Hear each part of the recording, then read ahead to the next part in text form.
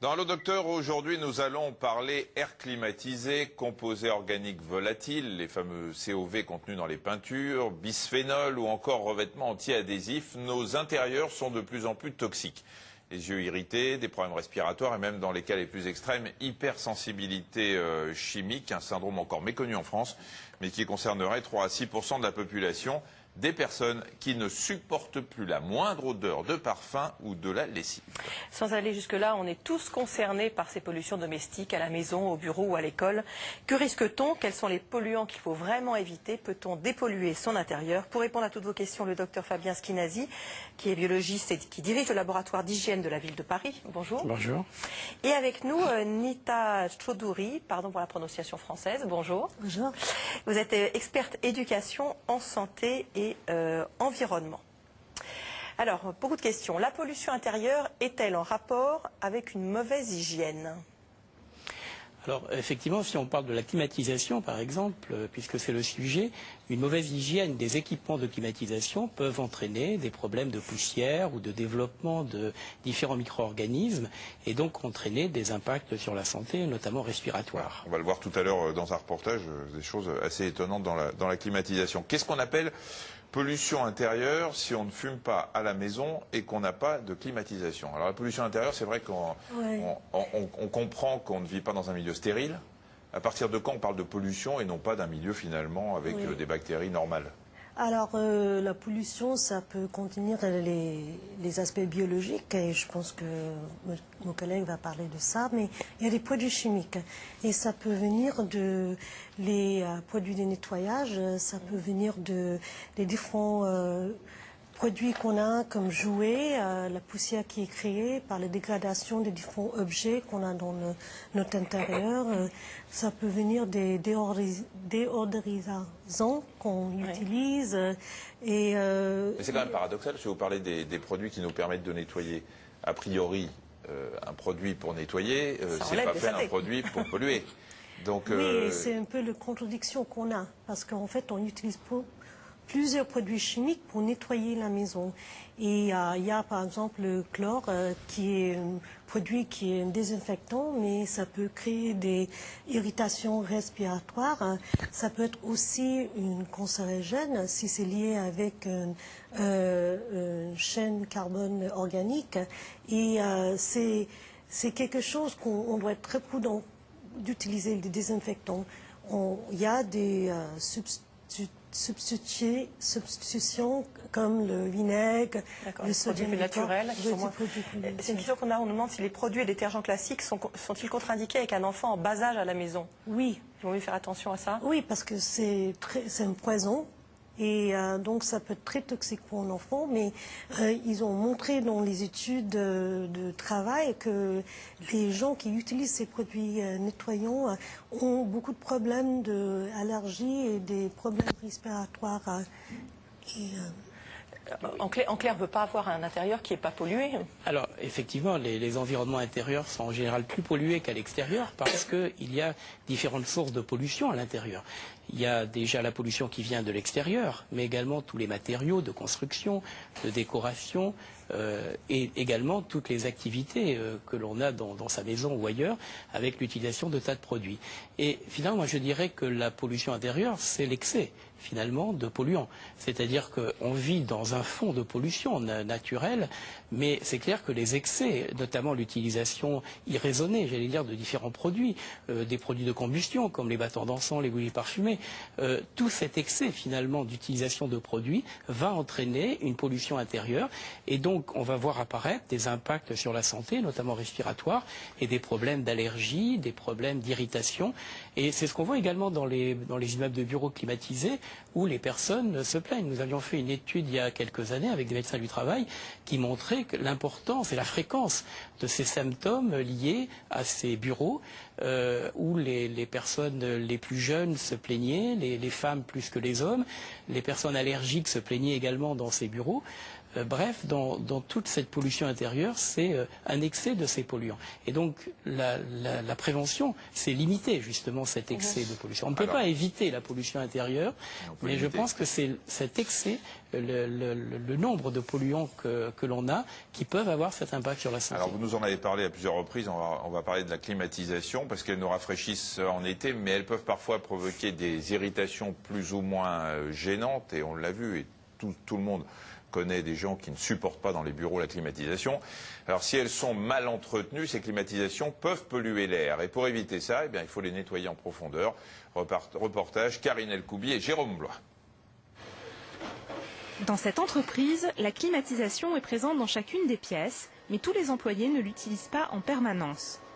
Ça m'assèche un peu les narines et les yeux. Comme je suis un sujet allergique, je préfère travailler la fenêtre ouverte. Donc je l'utilise très peu, mais lorsqu'il fait très chaud, je n'hésite surtout pas à l'allumer parce que c'est quand même confortable. Je vous montre la première clim à traiter. Le système a été installé dans ces bureaux il y a 8 ans. Son nettoyage vient d'être programmé dans l'idée d'assainir le lieu de travail. Je vais mettre en place les protections et je vais intervenir directement sur la climatisation. Il y a pas de Une souci. heure par unité? Par unité, oui. D'accord. De toute façon, vous inquiétez pas, on est autonome. Je vous laisse vous installer? Il n'y a pas de souci. D'accord. Nous nous sommes aperçus que, en faisant les entretiens qu'on faisait habituellement, on n'allait pas en profondeur au niveau des évaporateurs, au niveau des climatisations. Et donc, il restait des bactéries, il restait de la saleté, de la crasse. Et donc, on avait besoin d'aller un peu plus en profondeur pour rendre vraiment le matériel le plus sain possible. Aujourd'hui, le nettoyage ne va pas se limiter au filtre de la climatisation. Le technicien va intervenir là où s'amalgament poussière, moisissures et même bactéries transportées par l'air. Nous intervenons après la filtration du système, c'est-à-dire dans toutes les parties de traitement de l'air, les parties aéroliques, donc comme les turbines, les batteries d'échange d'air et les bacs où les saletés viennent s'accumuler. Donc là, en fait, je vais finir la phase de dégraissage. On dégraisse en premier pour enlever le plus gros des bactéries. Et je laisse agir le produit 5 minutes. Et pendant ce temps, je vais nettoyer les autres parties de la clim. Et après, je reviendrai faire une désinfection. 2 étapes nécessaires pour éliminer totalement les résidus courants et ceux qui le sont moins.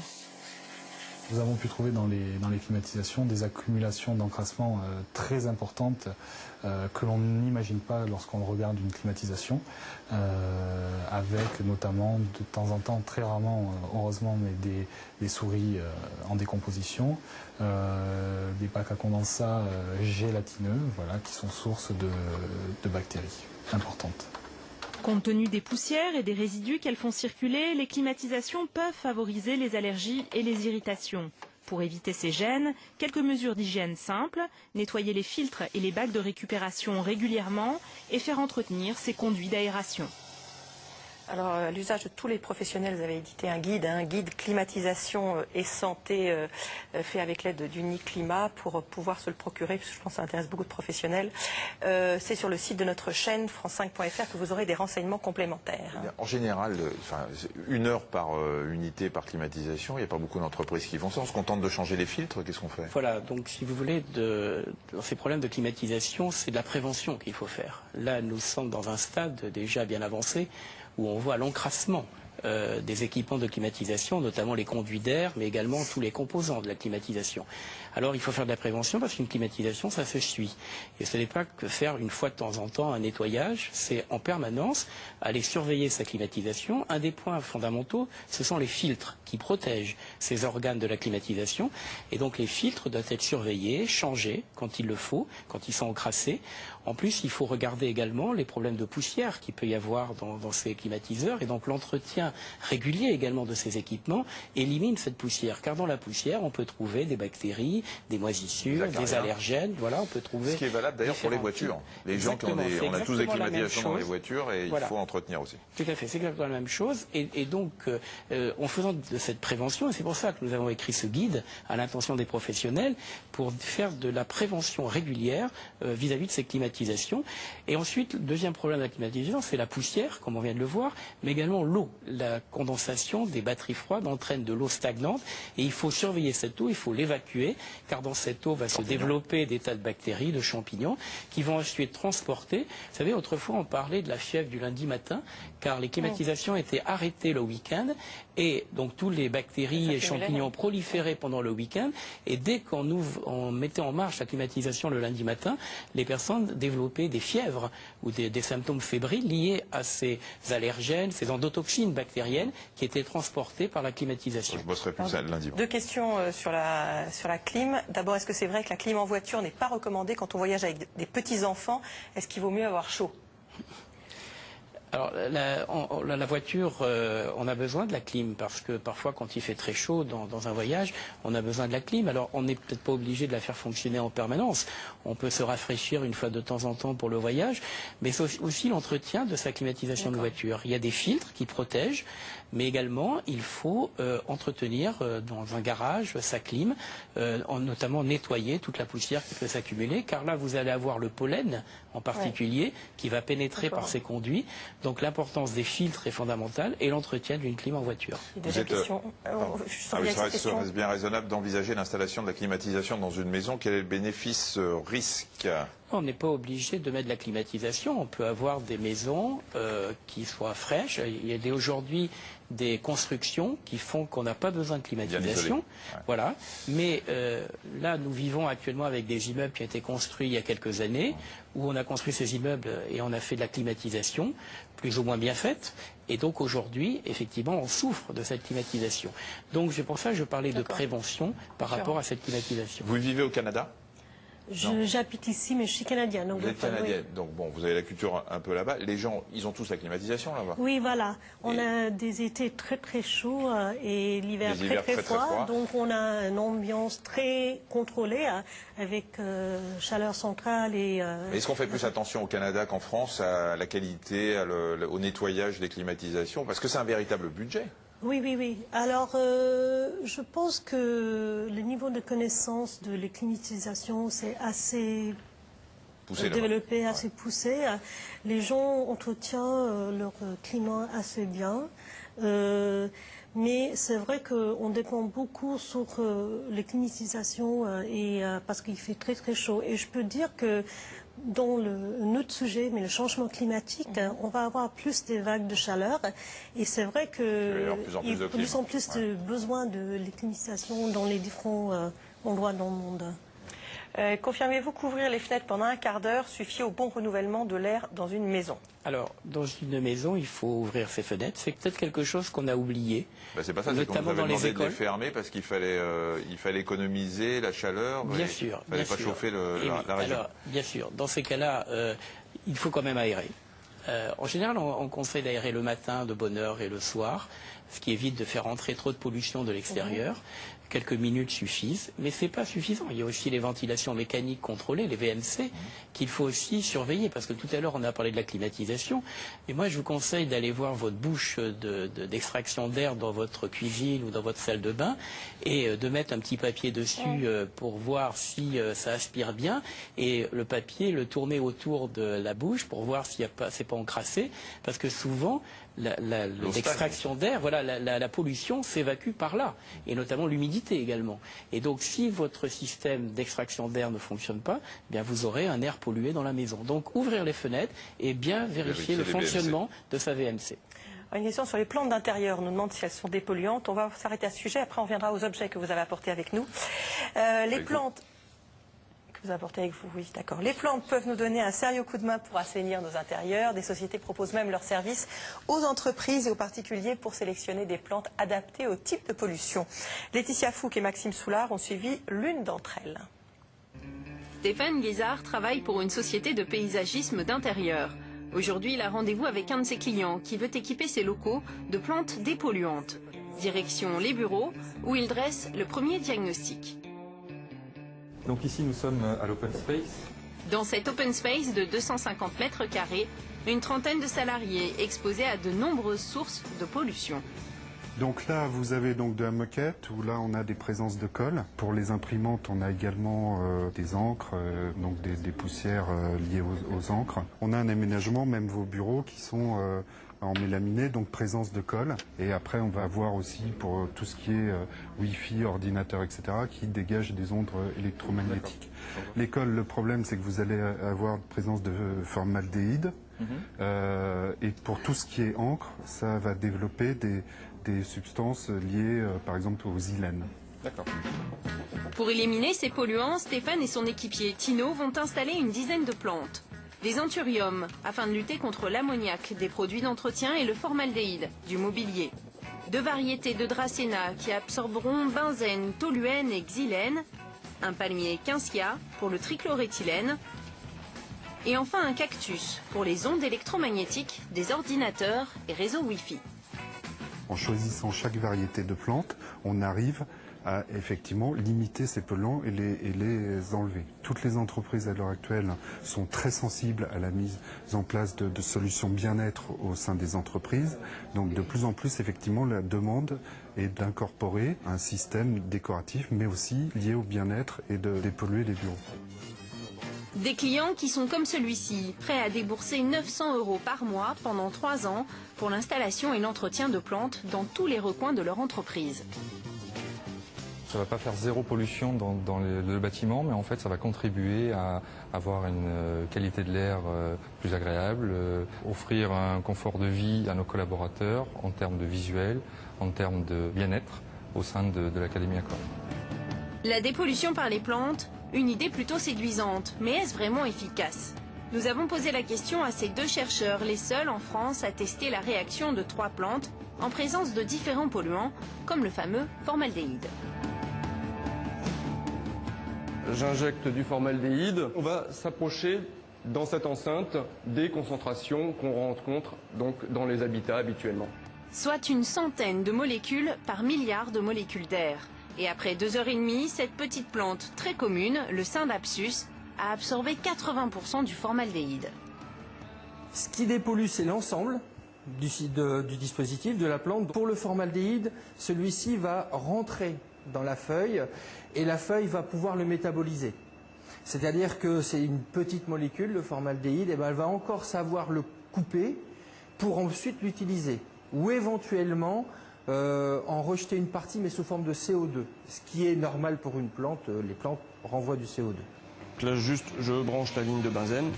Pour les 2 autres gaz testés, le benzène et le monoxyde de carbone, l'absorption est plus lente. Il faut attendre 24 heures. Toutes ces expériences sont concluantes, mais attention, ce sont des conditions de laboratoire. L'enjeu maintenant, c'est de passer du laboratoire à la maison, où là on ne contrôle pas toujours l'humidité, pas toujours la température, où il y a un mélange de polluants, où on peut avoir des poussières sur les feuilles, et donc des situations qui sont beaucoup plus complexes. Réponse dans quelques années, puisque ces chercheurs vont bientôt tester l'efficacité des plantes dans de vrais foyers. Vous êtes réservé aussi? Oui, enfin je suis réservé comme mon collègue que je connais bien et avec qui nous avons travaillé. Effectivement, en laboratoire, dans les conditions expérimentales, on montre qu'effectivement les plantes, et pas que les plantes, la terre également, absorbe les polluants. Mais vous savez que dans une maison, on n'a pas que le formaldéhyde, on a au moins 500 composés organiques volatiles dont vous parliez tout à l'heure. Donc que les plantes absorbent tous ces COV, c'est assez compliqué. Et donc dans une maison, on n'a pas les conditions de laboratoire et donc on a besoin encore d'études pour montrer l'intérêt de ces plantes. Alors que les personnes utilisent des plantes, ça ne me dérange pas, c'est toujours agréable d'avoir des plantes, mais de dire que ça va dépolluer votre air intérieur, pour l'instant, on manque d'études scientifiques en réalité, dans des conditions réalistes, pour montrer l'impact, l'intérêt de ces plantes. Vous nous avez apporté votre collection de choses polluantes. Oui, j'ai amené quelques objets pour vous montrer qu'on est exposé à l'intérieur des différents polluants qui sont un peu... C'est des objets du quotidien en plus. Voilà, hein. voilà. Et donc... la poêle par exemple. La poêle par exemple, c'est une poêle qui est faite avec un perfluoré et c'est anti-adhésif, voilà. Et en fait, à la température de 230 degrés, on a des gaz qui sont émis. et les gaz assez toxiques. Et donc, après... Les 230 degrés, on l'atteint très vite quand on fait voilà, quelque chose. dans 2-3 minutes, on a 230 degrés. Et en fait, avec une température plus élevée, on a des particules si on lève. Et en fait, il y a un impact sur le système, sur ce neurotoxique. Système nerveux, ouais. Le système nerveux. Et puis en fait, dans 2014, la compagnie qui produit ces produits vont supprimer la production de... Mais est-ce qu'aujourd'hui, il existe des poêles anti-adhésives qui, qui ne soient pas toxiques? Voilà, il y a des céramiques. Sans donner de marque, mais... Oui, les céramiques. Il y a des céramiques qui existent, qui sont non toxiques, qui fonctionnent très très bien. Le téflon, non? Non, ça c'est le téflon. Ça c'est le téflon. C'est ça qu'il ne faudrait pas acheter? Voilà. Mais la céramique, ça coûte beaucoup plus cher que le téflon. Ah oui. Oui. Ouais. C'est sûr. Et les mugs là qui ont envahi nos bureaux alors, largement. les mugs, c'est intéressant parce qu'en fait, on ne peut pas dire c'est quel plastique. Mais en fait, on sait, il y a un article qui vient de sortir de Environmental Health Perspectives qui disent que tous les plastiques peuvent dégager des perturbateurs endocriniens. Et ça peut être les phthalates ou les bisphénols A. Je pense qu'on a parlé de bisphénol A beaucoup en France. Oui. Et en fait, c'est un problème d'utiliser les plastiques. Alors ça, c'est une alternative. Mieux, oui. Mais en même temps, c'est possible avec ces mugs qu'il y a de bisphénol A à l'intérieur. On ne sait pas. Parce que ce n'est pas marqué, on ne peut pas dire qu'est-ce qu'il y a dans ces... Et il n'y a pas une obligation qui est prévue d'étiquetage et d'indiquer... Non, parce que l'étiquetage qu'il y a, c'est pour les fabricants de savoir c'est quel plastique pour recycler le plastique. Et ce n'est pas pour savoir qu'est-ce que c'est le dans des verres en composant. bambou. Oui. C'est ça. Et une chose qui est super intéressante, ça c'est pour les enfants. Et c'est pour les enfants qui sont en train d'avoir le dentition et tout ça, ça va directement dans la bouche. Et c'est fait avec PVC 03, une marque de recyclage. Et le PVC contient des phthalates. Et les phthalates sont les perturbateurs endocriniens qui peuvent avoir un impact sur la reproduction, la stérilité. Il y a plein de choses qui ont un impact. Donc, utiliser plutôt une gant fraîche. On en a parlé dans le journal hier, mais c'est pas rassurant tout ça. Bah non, hein. Je vais arrêter la note dentition. Mais pour les bébés, c'est super important. De toute façon, après, vous allez avoir les dents qui tombent. Des impacts de génération à génération. Bien, bah merci pour toutes ces explications. À tous les deux d'être venus.